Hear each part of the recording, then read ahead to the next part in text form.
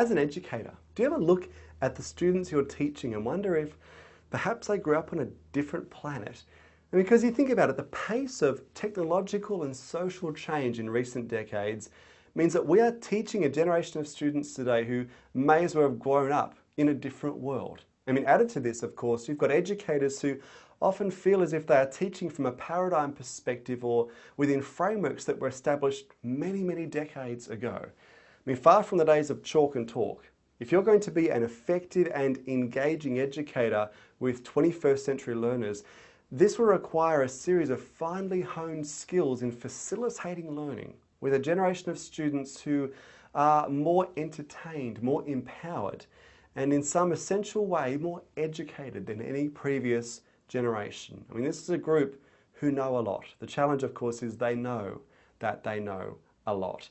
And in this session titled 21st Century Teaching and Learning, what I look to do is draw together 9 years of working with many thousands of educators around the globe.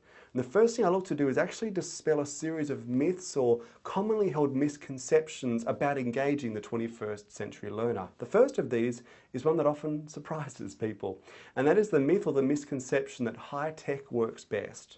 This assumption that because the next generation are so high tech themselves that if we just make lesson plans and classrooms full of technology, that'll be enough in and of itself to engage them. And it's not true.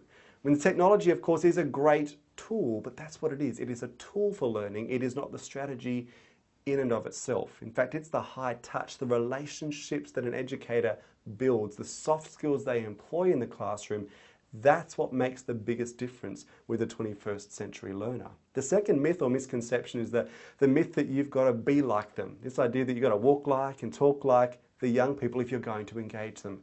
And it's simply not true. In fact, often it's counterproductive.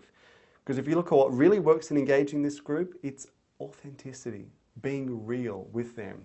The third myth or the third misconception is this notion that this is a generation who are self-sufficient.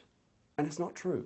I mean, even though they may sometimes have this facade up that looks confident and all together, I want to tell you behind that facade they are craving leadership and boundaries, connection with adults. And the role of educator in this young group's lives is absolutely key. So building on that foundation, I guess, of some of the myths and misconceptions, what I then look to do is outline a series of very practical tips and strategies for making pedagogy relevant to this generation in the classroom. We also outline a series of tips and techniques around setting expectations that are clear for this group. Also some themes around behaviour management with young people, even touching on the notions of dealing with resilience and mental health in this current crop of students.